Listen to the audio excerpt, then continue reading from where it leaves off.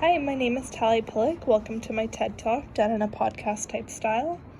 Today I'd like to highlight an issue that older adults face, that being lack of access to care, specifically in regards to finding counseling resources.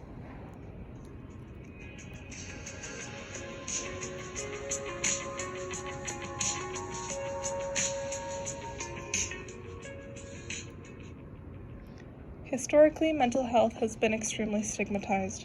In the 1950s, people who struggled with mental health were seen as defective people and would be sent to asylums where they would be treated poorly and oftentimes abused.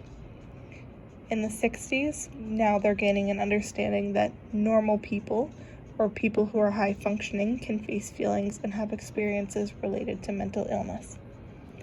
The Mental Health Foundation was formed in the 1970s. In the 80s and 90s, where researching and studies concerned with mental wellness are being implemented to create a greater grasp on what this is and what it means for individuals on a daily basis.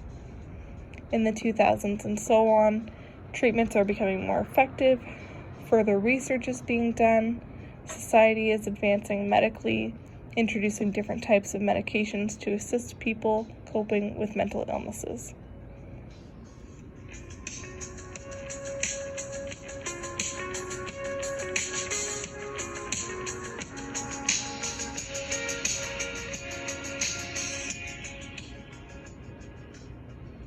Mental health has been quite stigmatized even until more recent years.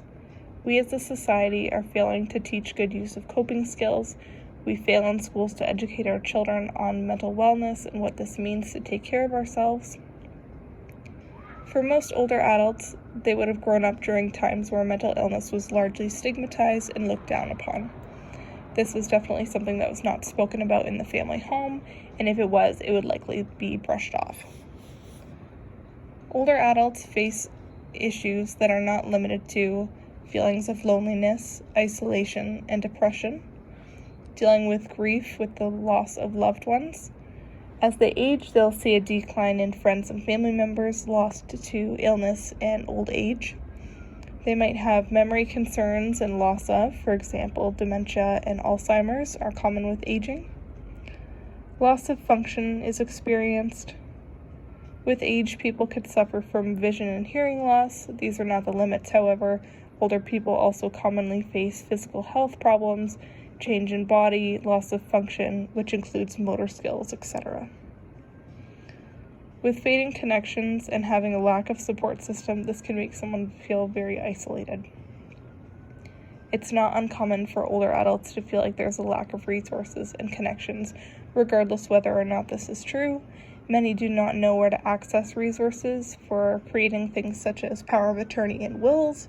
Many are unaware of the resources that are available for them specifically in their age group, and those can include day programs, counseling support where they can speak with someone who understands their concerns and needs, and this would also provide them with an outlet to maintain their social needs, as well as support groups for aging.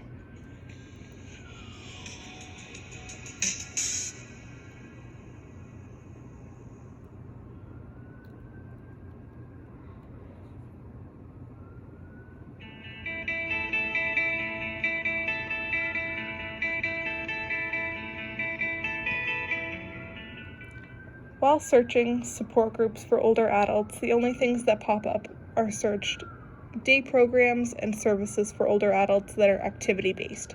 I've only been able to find 2 mental health supports for older adults, those being mental health hotlines for CAMH, the Center for Addiction and Mental Health, and CMHA, Canadian Mental Health Association. I have not been able to find support groups for older adults within my research or in-person resources for counseling where staff specialize in geriatrics. Older adults also face barriers to accessing treatment that include cost, lack of transportation for those who are unable to drive, as well as lack of access to mental health resources. Many adults are living off pension and ODSP, which are generally very limited. Many do not have coverage or might not be on a benefit plan, which would make things more difficult. For those who cannot drive, they might not know that they have access to transportation in the form of Mobility Plus, which is just one example of possible transportation. Even with Mobility Plus and taxis, there are circumstances for which someone might be eligible to use these services.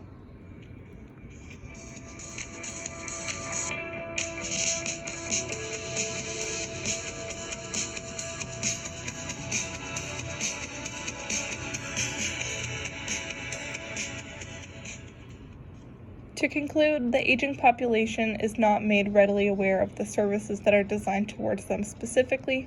This is problematic for people who would greatly benefit from receiving support, especially when they have a limited support network and feelings to unpack that come with grief and loss of loved ones.